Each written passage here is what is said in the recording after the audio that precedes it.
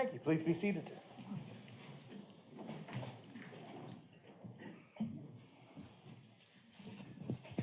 And if the state would call its next witness, please. State calls Jessica Crawford to the stand. Good afternoon. If you're willing and able to and feel you can safely and responsibly testify without a mask, that would be the preference if you can. I can. Thank you so much. If you would stand, my clerk will administer the oath. Do you solemnly swear affirm the testimony you're about to give in this matter is the truth, the whole truth, and nothing but the truth? Yes. Thank you. Go right ahead. Good afternoon. Could you please state your full name for the record and spell both your first and last name? Jessica Crawford, JESSICA-CRAWFORD. How are you employed? I am a firearms and tool mark examiner with the Wisconsin State Crime Lab, Milwaukee Laboratory. And what do you do as a firearms and tool mark examiner? We examine firearms and firearm-related evidence to determine if the fired evidence was fired either in the same firearm or a particular firearm. And how long have you been employed with this crime lab? As a firearms examiner, Yes. approximately 5 years. And did you hold any positions before you were a firearms examiner? Yes, I did. And what were those positions? I was a forensic program technician. And, okay. What is your educational background and specialized training that allows you to be a firearms examiner? I have a Bachelor's of Science from Fort Hays State University. I have also trained in the Milwaukee Crime Lab Firearms and Tool Mark Examiner Training Program. This is a modular apprenticeship training program.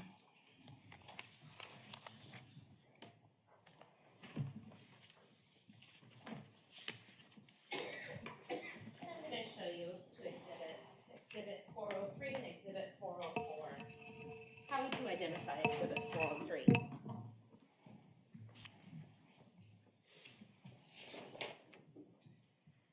This is my statement of qualifications. And that's what the crime lab uses instead of a curriculum vitae, is that right? That is correct. Okay, I would move Exhibit 403 into evidence. No objection. It is received. And in this case, did you write a report? Yes, I did. Okay, and I'm going to show you what has been marked as Exhibit 404. Is that in fact a true and accurate copy of the report that you wrote in this case?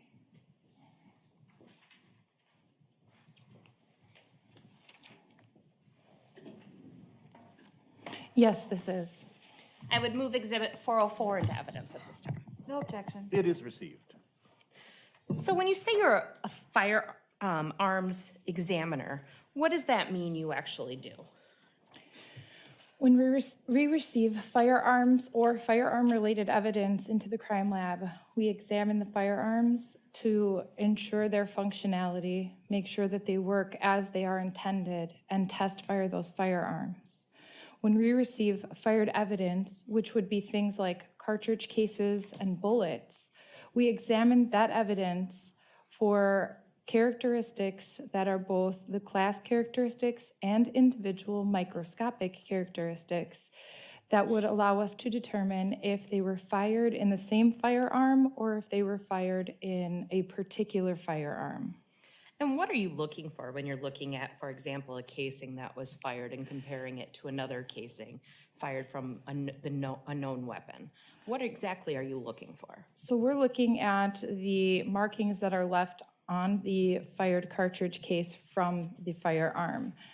We would be looking at impressions or striations that are left by things like the breech face, the firing pin, the ejector, the extractor, the chamber. These are all areas that we would look at in order to determine if they were fired in the same firearm or from a particular firearm.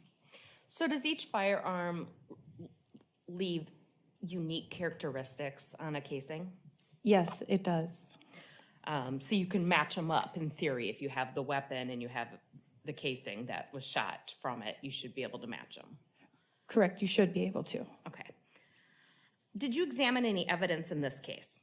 Yes, I did. Okay. And specifically, did you examine a firearm in this case? Yes, I did. Okay.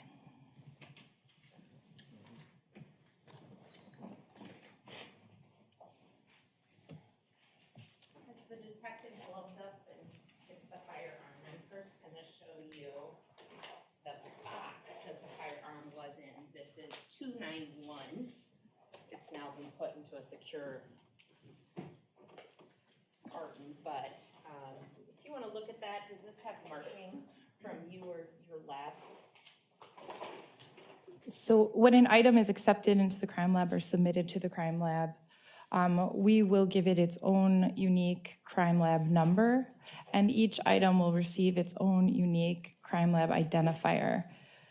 So in this instance, there is a barcode label. That barcode label has the unique crime lab case number of M21-1575, and this is item AL. And I think the detective is going to approach it.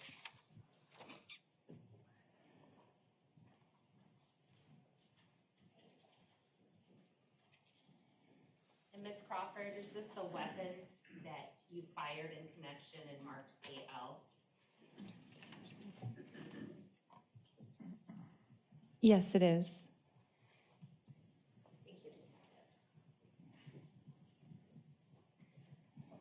And in this case, were you also given a casing to examine? Specifically, Exhibit 284, a casing found in the Halderson home in the basement floor.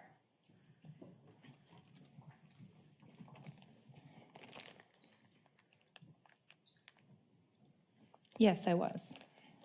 And so when you had the firearm and you were given this casing, what did you do to examine both items? So in the examination process, once again, I function tested the firearm to make sure that it worked, that there was no damage, and that it could safely function. I functioned these safeties in order to make sure that they function as intended. And then I performed test fires of the firearm.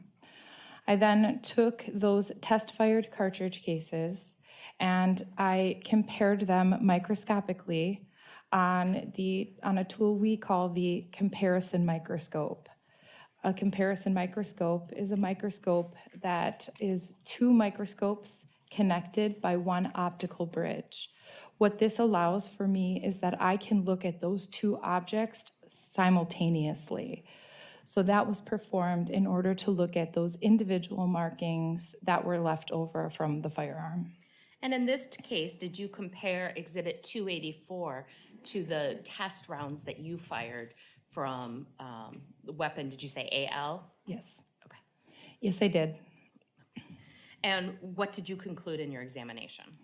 I was able to determine that this test-fired cartridge, or this cartridge case, was fired in item AL. And how did you come to that conclusion? I came to that conclusion based on the different microscopic markings that I was able to identify in the breech face, the firing pin, and the ejector. And was this case peer-reviewed and verified? Yes, it was. And what does that mean for your conclusion to be peer-reviewed and verified? Peer review is when a second qualified examiner takes the paperwork and reviews it to determine that it is accurate and complete. And a verification is when a second qualified examiner takes the evidence, performs an examination, and confirms that my conclusions and the evidence are matching. So to put it simply, a second pair of eyes looks at the data and the results and sees if they agree or not. Yes, and the physical evidence itself. And are all of your conclusions here today to a reasonable degree of professional certainty as practiced within your field? Yes. And is the lab that you work for, the Wisconsin Crime Lab, is it accredited? Yes, it is an accredited lab. And what does that mean?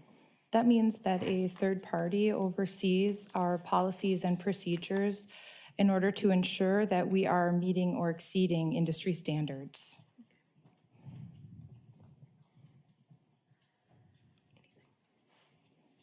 Okay, nothing further. Cross-examination. None, thank you. May this witness be excused. Yes, and released. Thank you so much. Thank you. Have a good rest of your day. And the next witness, please. It's going to call Laura Matson. Do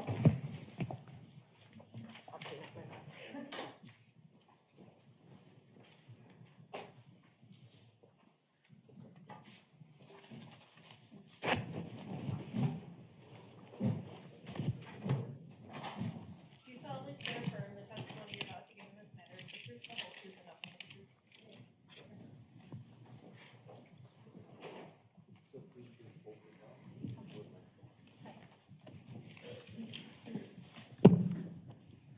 Good afternoon.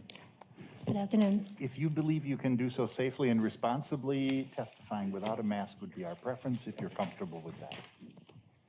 Thank you so much. Welcome. Go right ahead. Good afternoon. Could you please state and spell your name?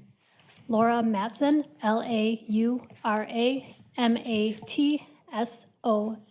And where are you employed? The Wisconsin Department of Justice Crime Lab in Madison. And what is your position at the crime lab? I am an advanced latent print and footwear examiner. How long have you been there? I've been there since 2003. Talk to me about what you do as a latent print examiner. As a latent prints examiner, I examine items of evidence and process items of evidence for latent prints to determine if there are any suitable prints on an item of evidence. If there are suitable prints on those items, I will then compare them to any known standards. I can also utilize our state and FBI's automated fingerprint identification systems. I tech review and verify other examiners' work, as well as testify in court when needed. As an advanced analyst, I do more of the review process and writing of policies and procedures, as well as train new employees at the lab. What is your educational background? I have a Bachelor of Science from the University of Wisconsin-Oshkosh in Criminal Justice, and then I attended the Waukesha County Technical College Police Academy, where I've received my law enforcement certificate. When it comes to latent prints, what specialized training do you have? I had very little training as a law enforcement officer in latent prints. Most of the training was on site at the crime lab, which included trainings by both senior and advanced analysts, covering examinations, how to process items, how to do comparisons, and how to come to determinations of my evaluation. It also included learning how to use our databases. And then I have also attended over approximately 300 hours of external training in latent prints. Are you certified by any organizations? Yes, I'm certified in latent prints by the International Association for Identification. What is a latent print? A latent print is generally a hidden or unseen print on an item that you would normally have to physically or chemically process in order to see it. What is a known print? A known print is an intentional recording of a person's friction-ridged skin. Typically, you would see something like that on a fingerprint or a palm print card, an intentional recording. We're going to talk about some latent print work, and you did in this case, correct? Correct. And in addition, we're going to talk about your work as a footwear examiner too, correct? Correct. Tell me about your work or what you do as a footwear examiner with the lab as well. As a footwear examiner, similar to latent prints, I, again, will examine and process items of evidence for question impressions. I will analyze images of question impressions to determine if they are suitable for comparison. And if they are suitable for comparison, I can compare them to any submitted known footwear standards. I can also utilize our footwear database and our internal reference collections. And again, I will tech review, verify other examiners' reports, and testify in court. Similar question to your fingerprints work. What specialized training do you have to do this footwear impression work? My footwear training involved both internal and external training as well. Internally, again, by senior and advanced analysts, and externally by certified examiners. Again, it covered processing, examinations, comparison, and evaluation decisions. And I have, in footwear, I have approximately 100 hours of external training in footwear examinations. When it comes to both latent print analysis and footwear analysis, have you testified in court before? Yes, I have. Approximately how many times? Approximately 5 in footwear and about 38 or 39 in latent prints. Sure. I'm going to show you a couple of exhibits. We'll start with exhibit number 426. What are we looking at there? Exhibit number 426 is my statement of qualifications. Sure.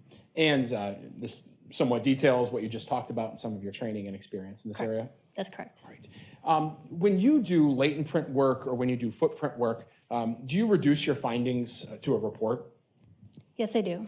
And in this case, the case of Chandler Halderson or regarding the deceased individuals, Bart and Krista Halderson, you wrote numerous reports in this case. Yes, I did. Okay. I'm going to show you what's been marked. There's exhibit number 429, 430,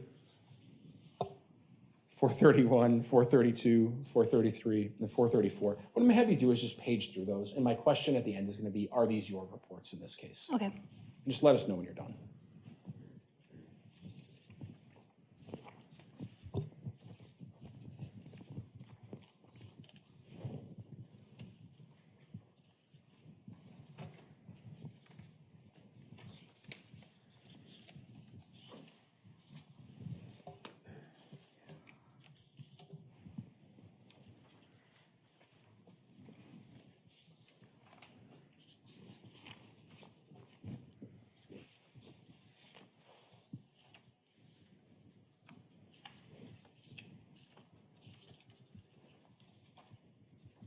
Yes, these all appear to be my reports. All right.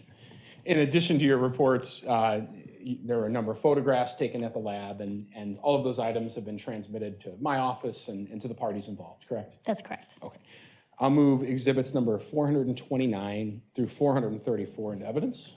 And 426? Yes. Any objection? No objection. 426 and 429 through 434 are all received. All right. And rather than having to read every one of those reports sitting here, we've created a presentation detailing some of those reports, have we not? Yes, we have. All right. And as 428 is in fact the printout of that presentation. Yes, it appears to be flipping through. Yes, it does. And 427 is just labeled as an envelope of the USB drive containing that PowerPoint. Okay. So I'll move 427 and 428 in evidence. No objection. Those are received as well. And if we could have the HDMI left put up.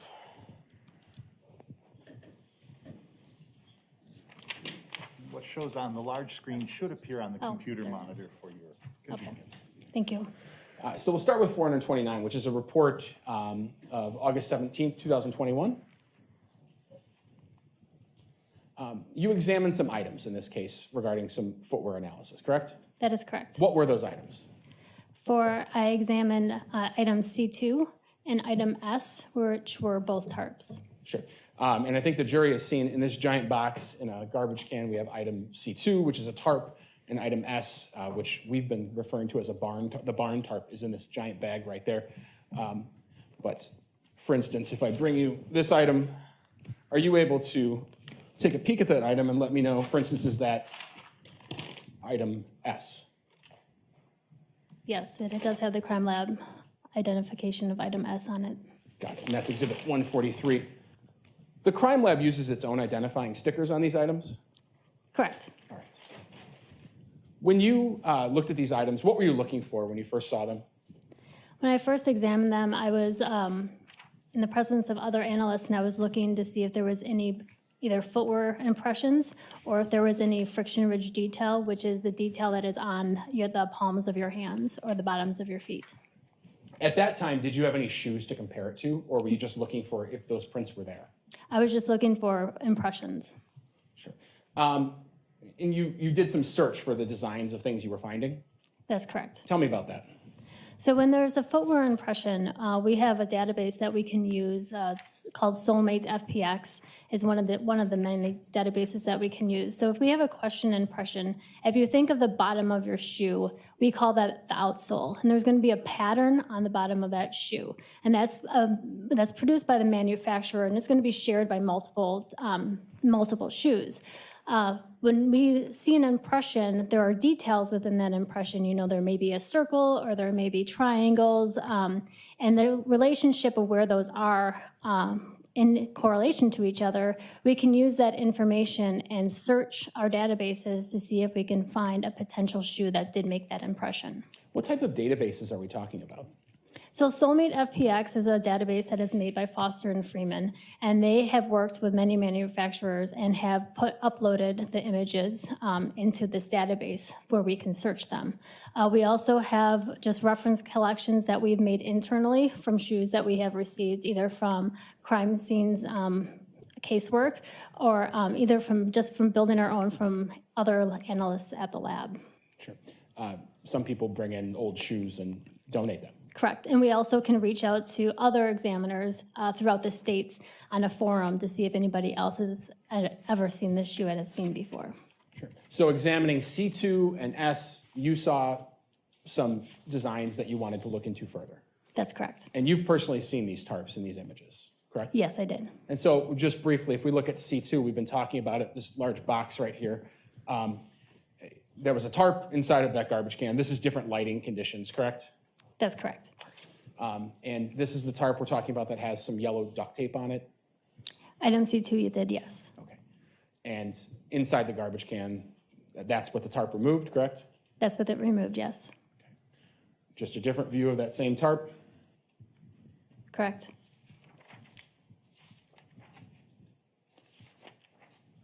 Tell me how you find these prints. Do you literally just get on your hands and knees and look? Is there a special tool you use? How does one go about this? This is a fairly large item, so it was a little more difficult to, get to the center of it. So in this situation, we did open it up, and I was able to. The best way to sometimes see this is actually in darker, like when the room's dark versus when it's very bright. So we did dim the lights in the room, and I used what we have different. We have flashlights that have different wavelengths. So maybe a purple or maybe UV. So I utilized those flashlights to see if there was any footwear that was able to be seen using that different frequency of wavelength.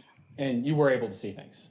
Yes, I was. Is this an example of what you saw in C2? That's an example, yes. Okay. So once you have, perhaps this, recovered from C2, what you saw, and you then start looking to see if you can find that shoe. In this situation, I finished my additional processing, and then once these images were taken, I analyzed the images and then used the information from the images to search the databases. And were you able to find a shoe consistent with this print? Yes, I was. And was that at Brooks Launch 5? That's correct, it was. Now, these images are just commercially available images, right, of the Brooks shoe? Yes, they are. They're not specific to this case? No. Okay. Do you sometimes rely on those commercial images in your work? Mostly we do. In general, when we are able to find a possible outsole that made that impression, we can use just an image search online to try to give the police an investigative lead on what the uppers of the shoe may actually look like. Okay. And so then we're going to talk about the other item, the barn tarp. Item S, same procedure. You laid it out, looked, different lighting conditions. That's correct. And there you found an impression as well. That's correct. That's a processed image, yes, or impression. And there you did some different work in this case, I would imagine, with this impression. Was it the same database, or were you able to find this image a different way? We utilized the same databases to find the images. This was, I believe, as a reference from the Soulmate database. Understood. So at this stage, I imagine the police haven't brought you every shoe they collected in the investigation. They were waiting to see if you found something, and then you asked them, or how does that work? I had not received any shoes at this time. I issued the reports with these findings of the images that you just saw as an investigative lead, and then from there, shoes were submitted to the lab. Okay. So then we have another report, October 28th, Exhibit 433. There, the police bring you some shoes that they found in the case. Correct. Okay. Showing you what's been marked in this case is exhibit number 359. It's been testified to be a pair of Brooks shoes, size 10.5, and we've heard about some DNA on it, but is that the item you labeled, or your lab's labeled AD, and then 81 and 82 for the two shoes? Yes, it is. When I say AD, Adam David? Correct. Okay.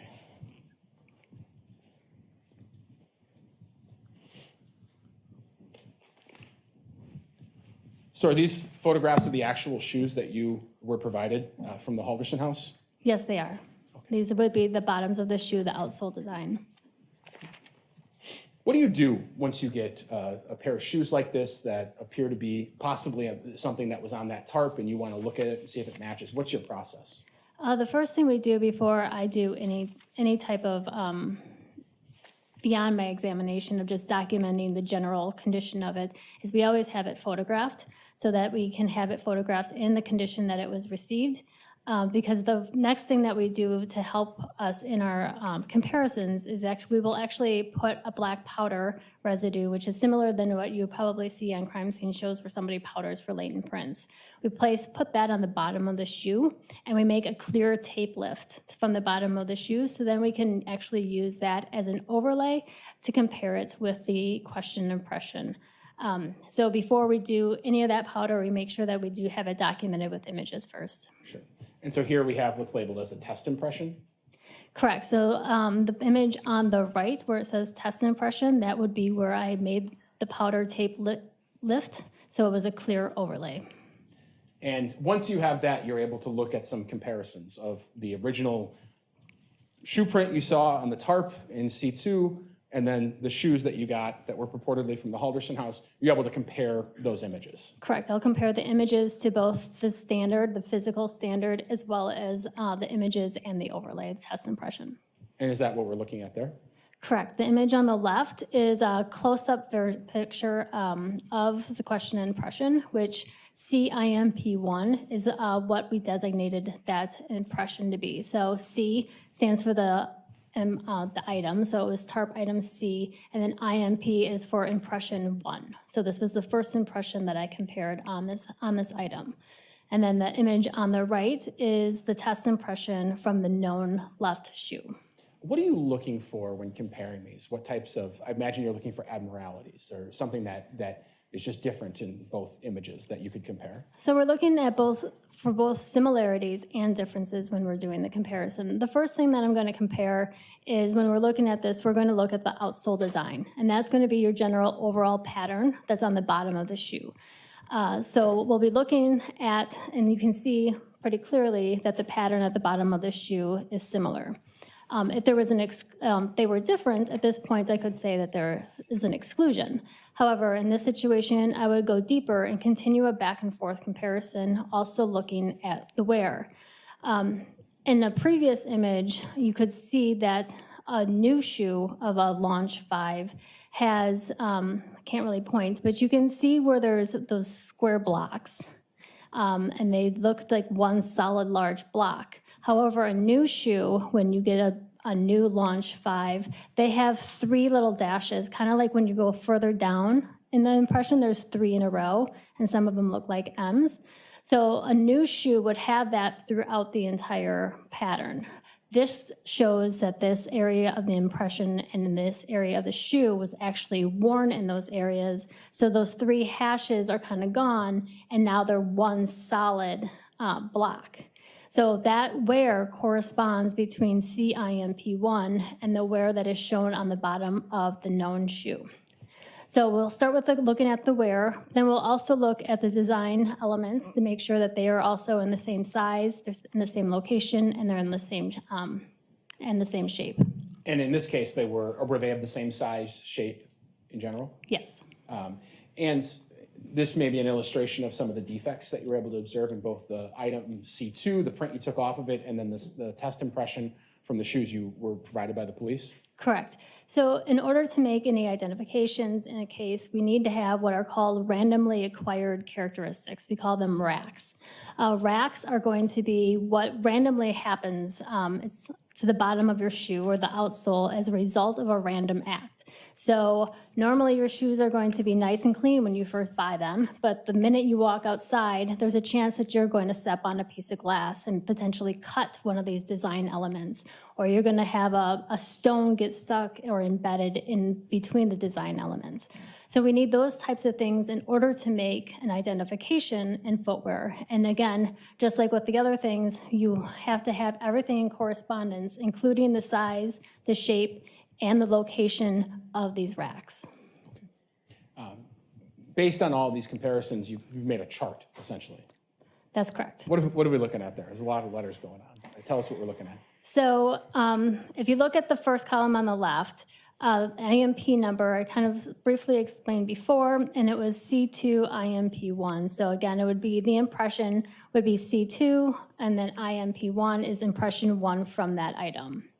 And then it shows the comparison decisions for either item 81 or for item 82. Okay.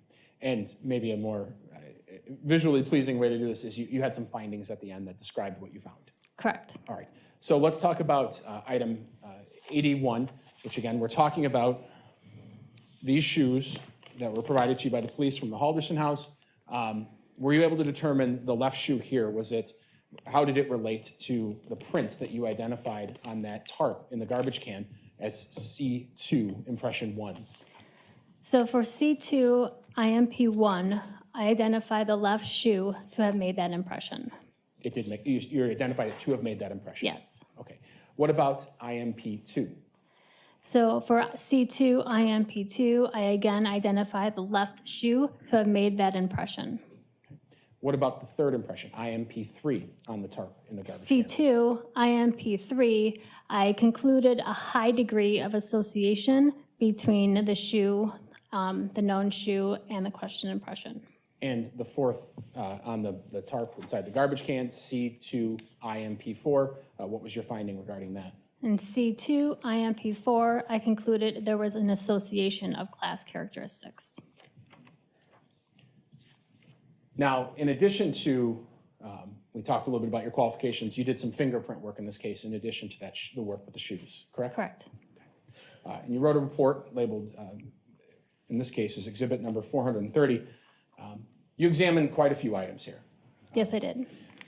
Talk to me a little bit about fingerprints. Does every item that's touched by the bare human hand retain fingerprints the same way and the same quality? No, they do not. What types of things weigh into whether fingerprints are able to be recovered in a quality fashion from an item or not? There are a lot of things that can determine whether or not you leave prints behind.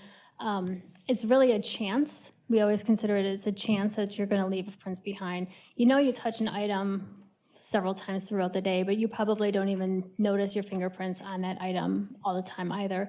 It can be the condition of the item, it could be the temperature, it could be how much you're potentially sweating or how dry your hands are at the time that you touch an item. In general, what types of surfaces retain fingerprints well? In general, it's easier to leave prints on smoother surfaces. It's more difficult to leave prints on textured surfaces. So when we look at, for instance, in this report, the vast majority of, in the right column, is no suitable fingerprints found, essentially. That's correct. But there's one that's bolded there, item C2A, which is labeled piece of yellow tape removed from item C2.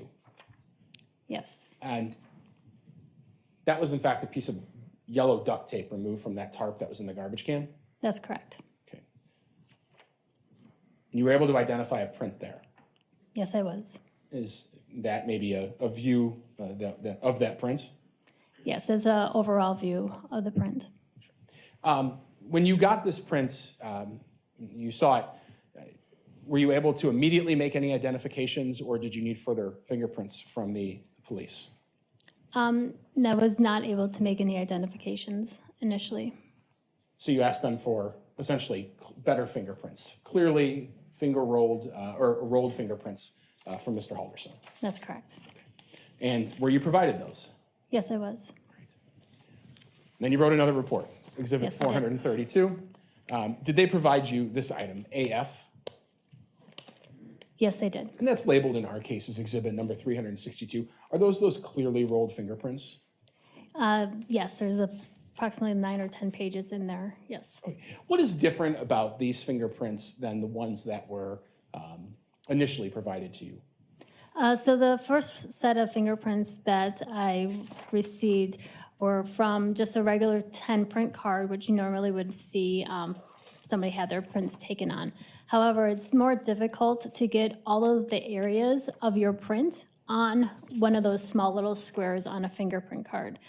So after my initial comparisons, I requested additional standards so that somebody would be willing or able to take tape lifts or rolled prints that include like the tips and the sides and all areas of the palms, so that I could compare all areas of his fingers and palms to make the comparison. And at that point, you at least, what you knew, you only had one item you were going to compare it to, which is the only item that you were able to find a recoverable print on, which was the duct tape, the piece of yellow duct tape that was on the tarp in item C2.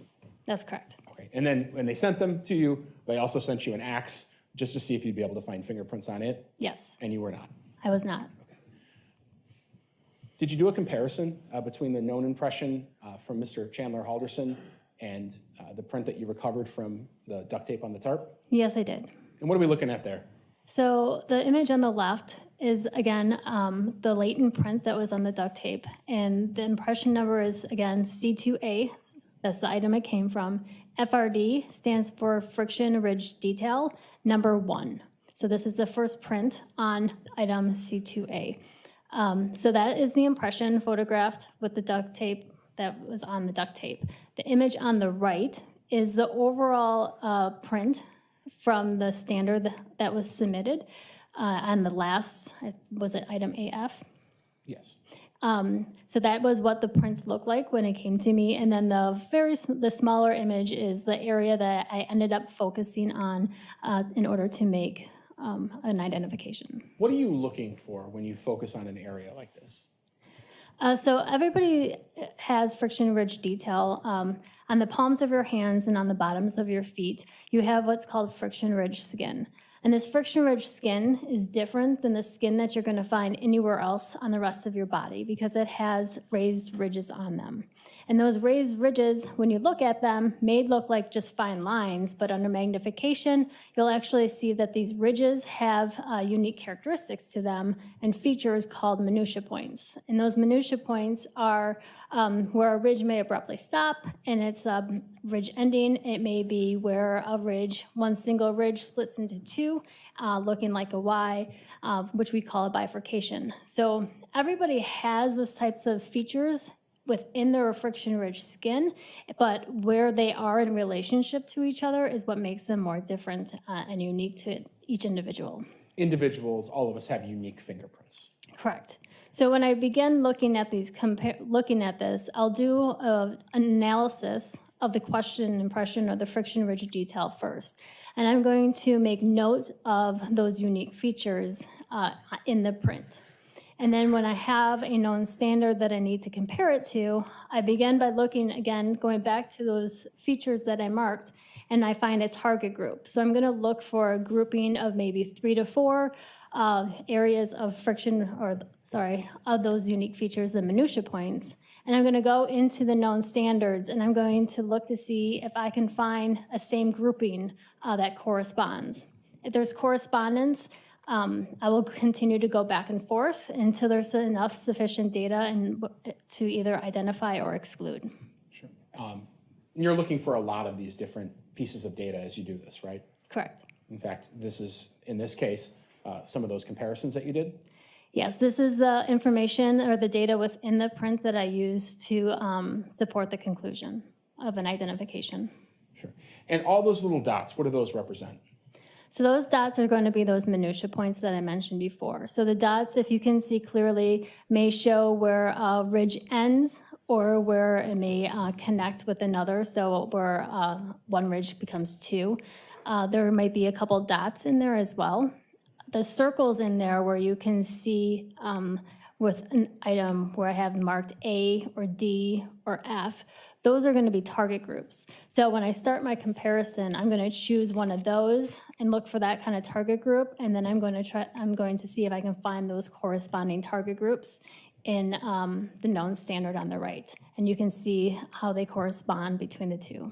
So were you able to draw a conclusion then from the print that you recovered on the tarp that's in the garbage can, item C2A, and then the piece of duct tape, which is FRD1, to the left ring finger of Mr. Chandler Halderson? Were you able to draw any conclusions? Yes, I identified the left ring finger of Chandler Halderson to that impression from friction ridge detail.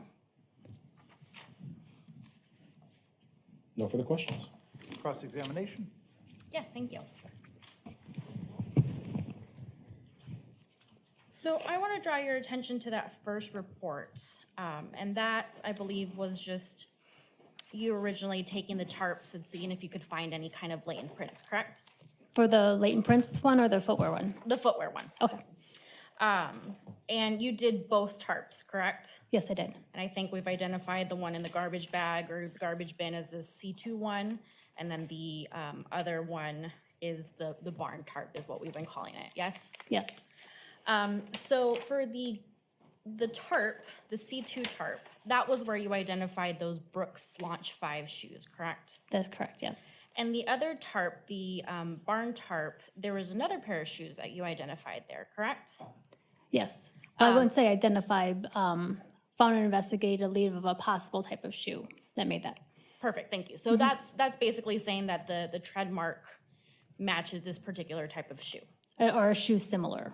Shoe Yes. similar to it. And what exactly is that shoe, if you don't mind reminding us what that shoe, Can I refer to my notes for go it? for it.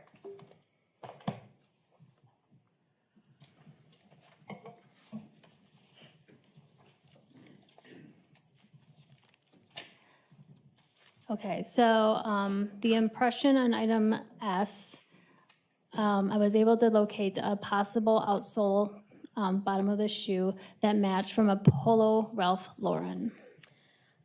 And you're not able to identify the shoe size at this point? No.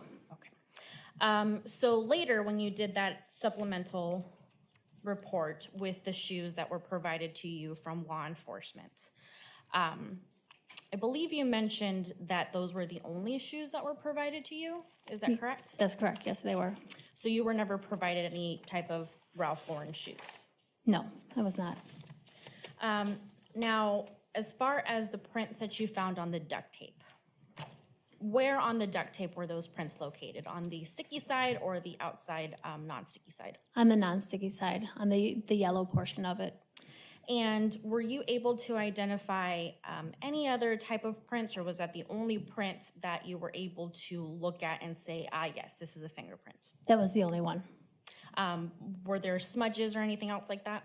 None that I noted, no. And as far as the fingerprints and the shoe prints go, we don't know how it is that those fingerprints or shoe prints got on these objects, other than at some point someone touched them. Is that fair? That's correct. Now, when you were talking about, bringing you back to the footprints real quick, when you were talking about first laying out the tarps and trying to identify if there even were any footprints there, you mentioned something about using different types of light sources to get that. Is that correct? That's correct. At any point, did you use luminol to try to get or to try to see footprints? No, I did not. So to kind of put my head around it, if you will, if I just step on a surface, regardless of whether there's anything on my shoe, it's possible for me to leave a footprint. That's correct, yes. And again, you can't tell when exactly that shoe print was made, other than at some point I stepped there. That's correct, yes. I have no further questions. Thank you. Any redirect? Nope. May this witness be excused and released. Yes. I think you have some reports. I'll grab it. Oh, yeah. We'll get those to the clerk. Thank you very much. Thank Have a you. good rest of your day. You too.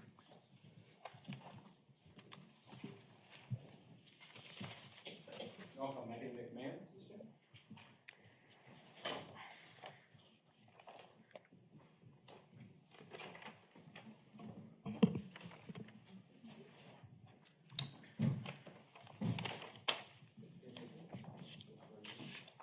Do you solemnly swear affirm the testimony you're about to give in this matter is the truth, the whole truth, and nothing but the truth? I do.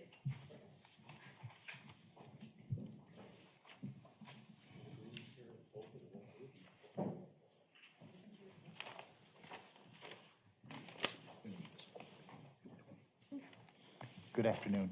Good afternoon. If you believe you can do so safely and responsibly, testifying without your mask would be our preference, unless you're not comfortable and able to do that.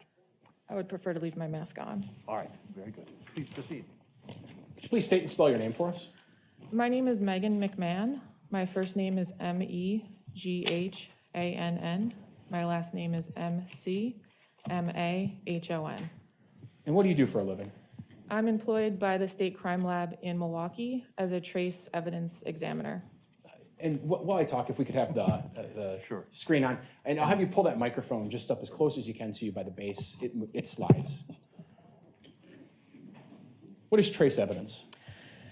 Trace evidence is the comparison and identification of fibers, glass, fire debris analysis, and it also includes physical fit analysis. Tell me a little bit about your educational background and your qualifications to perform this type of work. I have a Bachelor's of Science in Spanish from the University of Wisconsin-Madison, and I have a Master's of Science in Forensic Science from John Jay College of Criminal Justice. Internally at the crime lab or in your work as a trace evidence technician, what types of trainings do you undergo, or what have you done in order to learn this skill set? To perform physical fit analysis, I completed a training program at the laboratory that included readings, hands-on exercises, mock casework, and it culminated in a competency exam. Sure. And how long have you been doing this work? I have been doing physical fit analysis for approximately 3.5 years. Okay. I'm going to show you a couple things and see if you can identify them. I'm showing you what's been marked as exhibit number 419. What is that?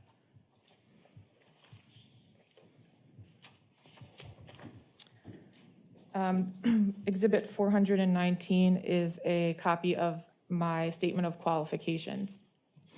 And does that accurately describe your qualifications and educational background? Yes. All right. I'll move 419 into evidence. No objection. It is received. Were you involved in the case involving Mr. Chandler Halderson and the deceased individuals, Krista and Bart Halderson? Yes. And you wrote numerous reports in this case? Yes. Okay.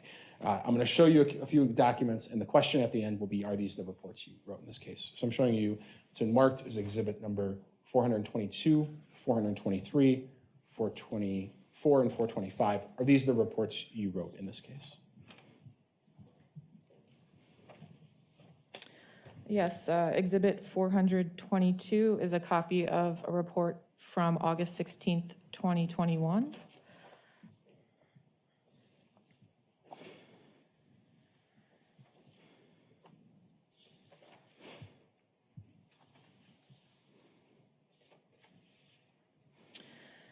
Exhibit 423 is a copy of a report that I wrote on October 7th, 2021.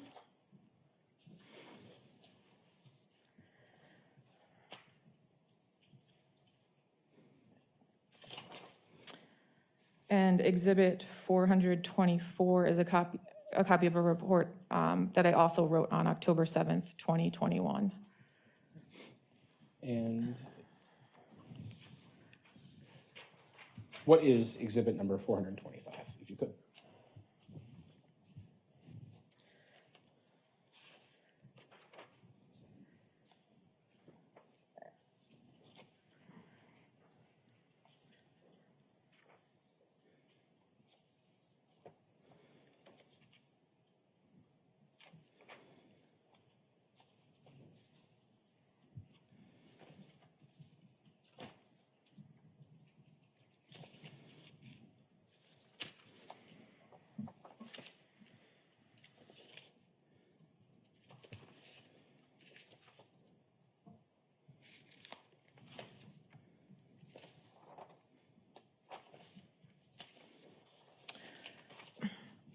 Exhibit 425 are copies of the photographs that are associated with the analyses that I did with the reports that I authored for this case.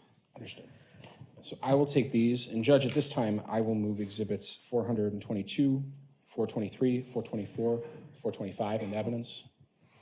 No objection. They are received. And rather than reading those off, a presentation has been put together in order to display some of your photographs and your reports in this case, correct? Yes. And you've had an opportunity to look at that? Yes. And does that exhibit, is that labeled 421? Does that appear to be that presentation?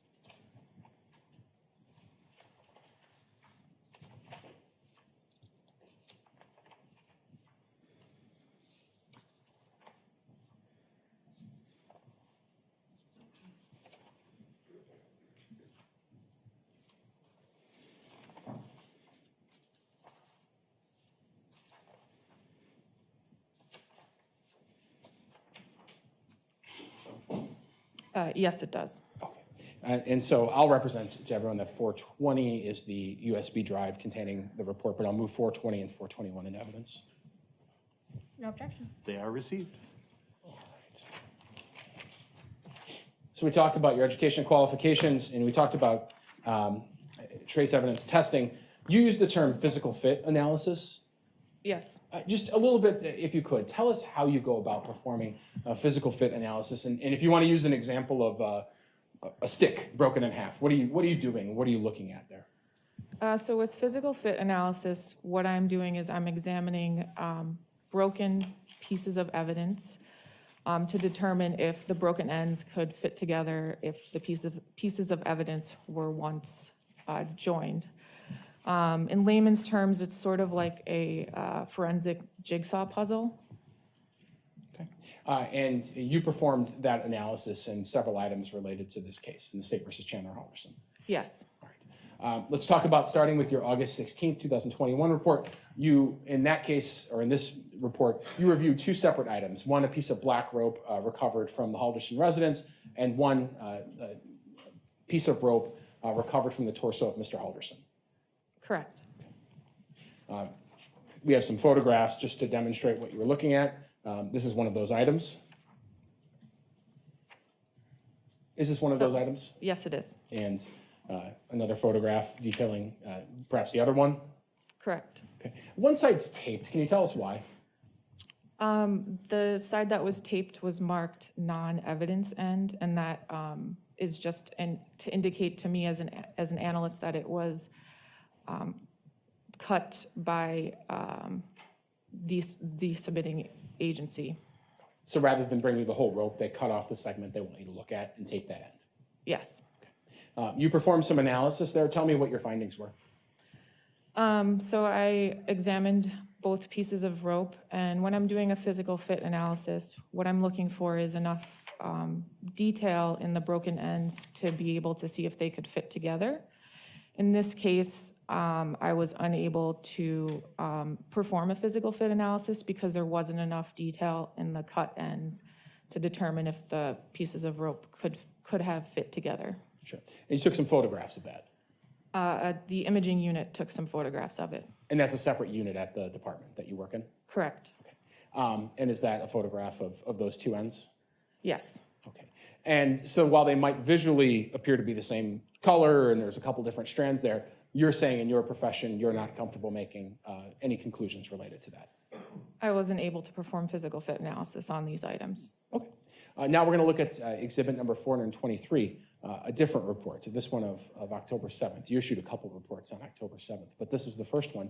You examined some different items here. Here you had some yellow duct tape that was recovered from inside of a garbage bin, I think labeled item C by the lab, and there was item C1 and C2 inside of it, but a garbage can. There was some duct tape stuck inside of it? Yes. Okay. And then you had a long piece of yellow duct tape, medium piece of yellow duct tape, and a short piece of yellow duct tape. Items C2B, and C2C. Where were those items recovered from? Those items were recovered from item C2, which was a tarp. Those were the pieces of yellow duct tape on the tarp? Yes. Okay. And then you had an item called item H. Item H is labeled as a roll of yellow duct tape. And that was an actual roll of duct tape? Yes. Okay. Now, I'm showing you what's been marked in this case is exhibit number 283. Is that roll of duct tape that you were able to look at? Yes. Okay. And does that have your lab sticker on it? Yes, and my initials are on the seal. Understood. Thank you. So when you had all of these pieces of duct tape, what was your thought process, or what were you trying to look for there? So what I was looking at was general physical characteristics, so the color, the width of the duct tape, and then I was looking at the torn edges of each of the pieces of duct tape, as well as the edge that was attached to the roll, to determine if there were any physical fits between any of the pieces of duct tape or any of the pieces back to the roll. Okay. And we have some photographs of the items. I think the jury has seen this image. Exhibit 58, which has already been shown to the jury, but that's the tarp inside of the garbage can out on Irwin Road. Is that piece of duct tape that was inside of that garbage bin? Yes, And the next image, is that the tarp laid out with the pieces of duct tape visible on it? yes, And next slide, is that a closer up of one of those pieces? yes, Same with the next slide, just another closer up. yes. You removed those pieces from the tarp? Or someone did? Somebody at the laboratory did. I did not. Were they laid out for you for inspection? They were previously analyzed and sent to me after the previous analyst was done with their analysis. Things like fingerprints had to be done first? Fingerprints would have to be done before physical fit analysis, yes. Okay, so let's look at a couple of these pieces. C1A, one of the pieces, that's a photograph taken by the lab. Yes, C2A, another photograph of the other piece. yes, C2B, just another piece. correct. C2C, just another piece. Now let's talk about item, I think it was H. It was a roll of duct tape that you were provided. Yes, I'm showing with the jury what's been marked as exhibit number 259, image of the roll of duct tape at the Halderson home. Go back. All right. The police provided you that, and you took some, or photographs were taken of that by the lab. Here now it's labeled, of course, item H. yes, Okay. You performed some analysis. yes. Tell me what you did and what you found. So I looked at the items visually and microscopically. I was able to connect or to determine that physical fits were present between items H, which is the roll of duct tape, item C2A, which is one of the pieces of duct tape that was on the tarp. I was able to determine that item C2A, one of the pieces of the tarp, also fit to item C2C, which was found on the tarp. And then item C2C found on the tarp, the other end physically fit to item C1A, which is the piece of duct tape from the garbage bin. So while you just said a lot of letters and numbers, what that meant was that the roll of duct tape that we saw pictured in the exhibit found at the Halderson home connected in one continuous line with all the pieces of duct tape that were found either in the garbage can or on the tarp that was found in item C. The roll of duct tape physically fit back to one of the pieces on the tarp, and yes, those other pieces also physically fit to each other as well. And thankfully, the lab took some photographs of this. Yes, Okay, so there's the fit between C2A and C2C. C2A and C2C and C1A. Okay, Yes, and then C2A and C2C, that one's connected as well. yes, And you were able to determine that was, in fact, a physical fit. yes, And then C2A and H being the roll of duct tape. yes, And you were able to determine that was a physical fit. yes. When you determine this, are you looking at it just with the naked eye? Are you looking at it any closer? What are you doing? So my first step in examination is to visually look at it. Again, I'm looking for sort of general class characteristics, so the width of the duct tape, the color of the duct tape. Then I'll use a microscope to examine the evidence in a little more detail, to look closer at the broken edges, to determine, again, if the broken edges could physically fit back together. And in this case, this is what we talked about, that one continuous piece of tape. Yes, And is it your opinion that item H fits into C2A, which fits into item C2C? yes,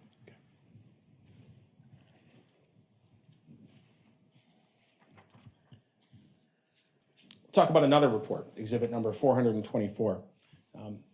Here you examined a couple of different items, one being a broken saw blade and one a bow saw frame. yes, Okay. Show you what's been marked in this case as exhibit number 141. Is that the broken saw blade that you examined? yes, And it's sealed, correct? yes. All right.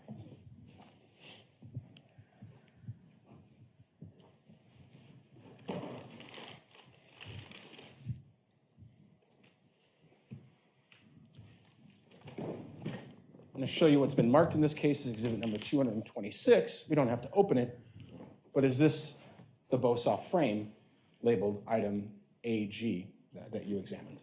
Yes. Okay.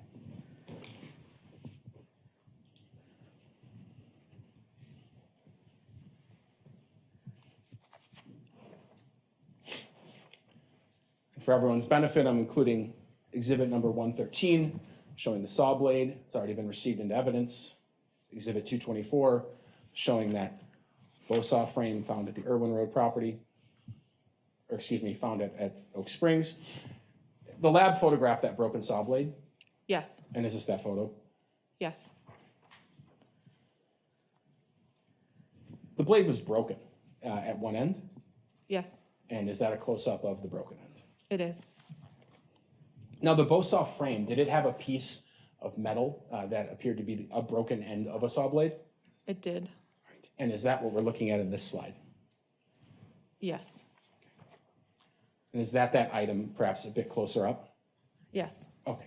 So you then, having all of these items, you perform some analysis on the very tip of a blade that was left on that Bosoff frame that was at the Halderson house. You looked to see if it matched the saw blade that was found out at the Irwin Road farm.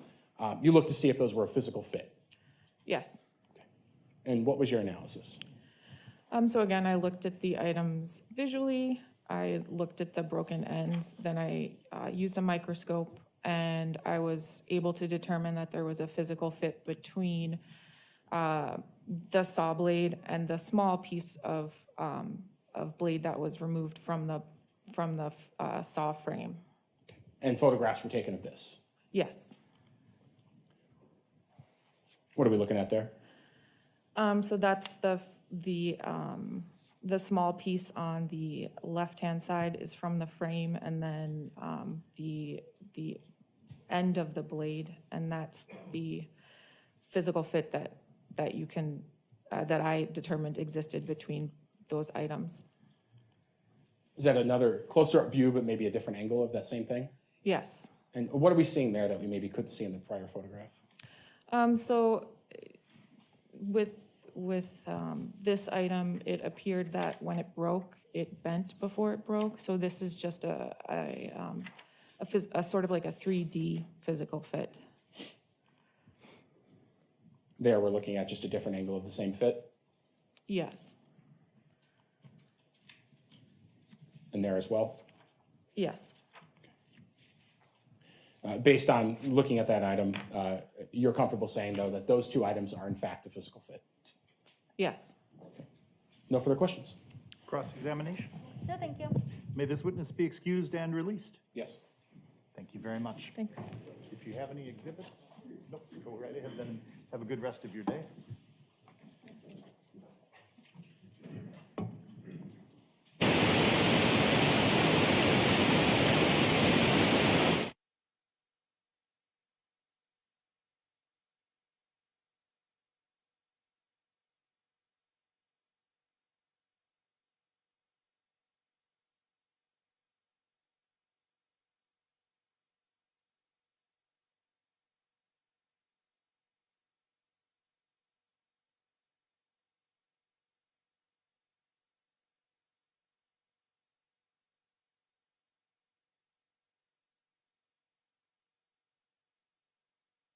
Time. We're going to break for the day. It's been a concentrated day, and the state will continue its presentation tomorrow. Obviously, during the time that you're away from this room, please, once again, don't discuss the case with anyone, don't engage in any research, don't look at any news reporting or media regarding the case, or accidentally be exposed to any information about the matter. Your notebooks will be in here, and I'll see you tomorrow morning at the same time as always. Thank you. All right,